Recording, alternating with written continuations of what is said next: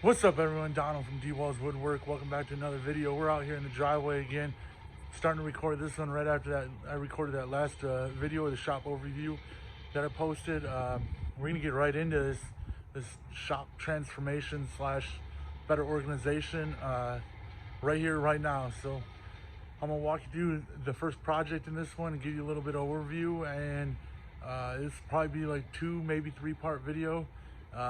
This first part just kind of overview what I'm thinking, kind of a little bit of a plan, and maybe start cutting. All right, guys, we're out here sitting at the little assembly table. This right here is just my book of thoughts, I guess, drawings, plans, whatever you want to call it.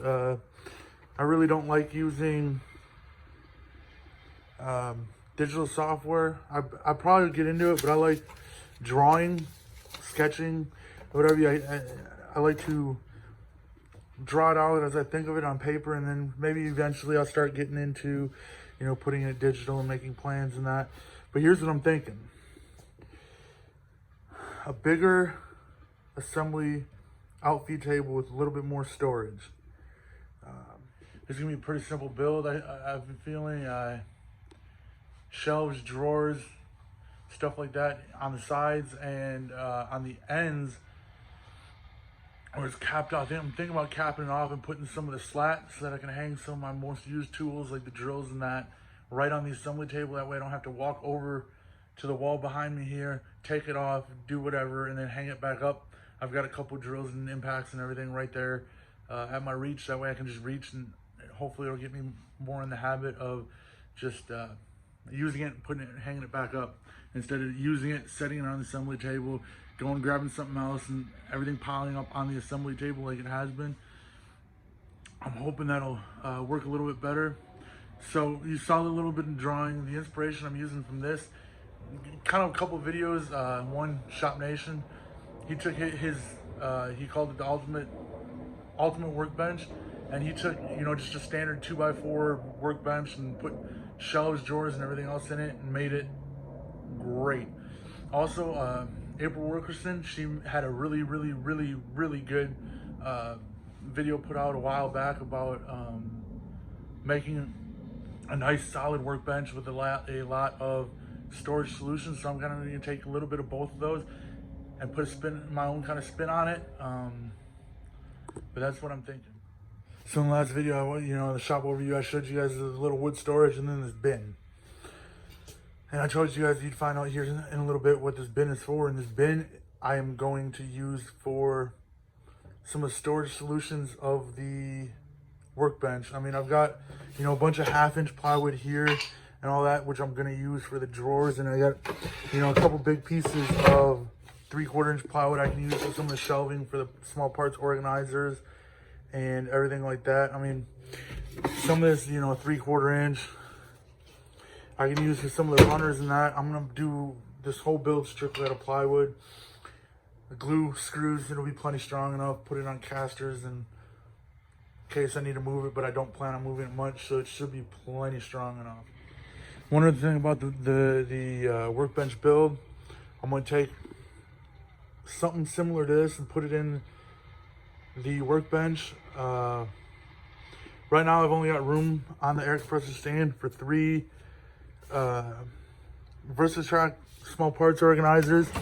You can see, and they're dusty, but I got to clean the whole shop. It kind of gets like this. I need a little bit better dust collection, which will be coming. Right now I got, one for just regular screws. I've got one here with Craig screws, and then the one over here with staples, nails, and everything I use for my pneumatic nailers and all of that, pneumatic tools, tire gauge, tire filler, nozzle, and everything. This is pretty much just like the air compressor accessory slash fastener organizer right now. And one thing I like about these is it does have the clear top, so I can just pull it out and look. I do plan on putting labels on the fronts at some point, but right now I just haven't had time, and I wanted a little bit better solution to just the 3 on here. Another thing I'm going to put in there is drawers and a few cabinets. Right now, I've got the big toolbox and some other things, but nothing really matches, and some of the drawers are too big for what I need. So I'm gonna put a set of drawers on each side of the workbench in order to get more drawers, and two, better organize the tools I have. First thing we're gonna do in order to get started on the workbench is just clean up the garage shop a little bit, get everything organized, and kind of put away a little bit so I can get started in cutting and have room in order to assemble and take apart this one I have built now. Actually, I haven't decided if I'm gonna take that apart. I might keep it and put it up against the wall or something in case I need to move out into the driveway for a little bit more room. I have a small table on wheels that's light enough I can push out there and not have to worry about taking the big one out with everything on it and all that. Just, I feel like it'll be a little bit easier for me.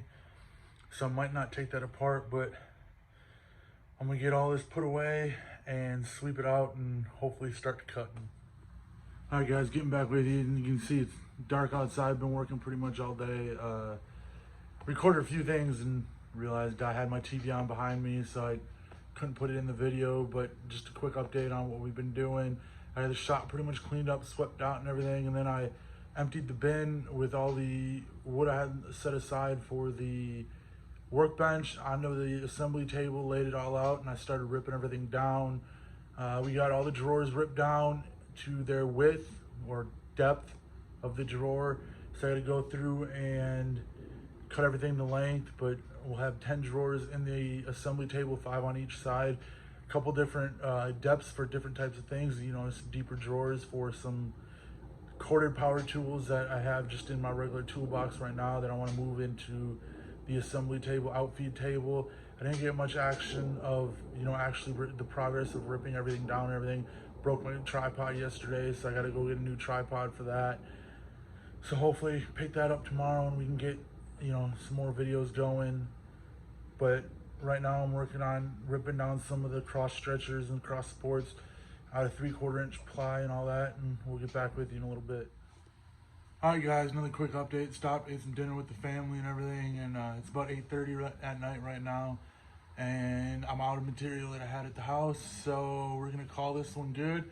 I got everything you can see ripped down. You got a bunch ripped down and everything, and I may or may not cut some of it to length tonight. I'm not sure, but we'll end part 1 of the workbench assembly table right here. Day 1, part 1. Got a lot done. Hopefully we can get a lot done more tomorrow. And I'm gonna run to Home Depot in the morning or Lowe's and get some more plywood, some more materials, and get back to work on the assembly table slash outfeed table and get it going. We're gonna get this one going hot and heavy, get it done quick but good.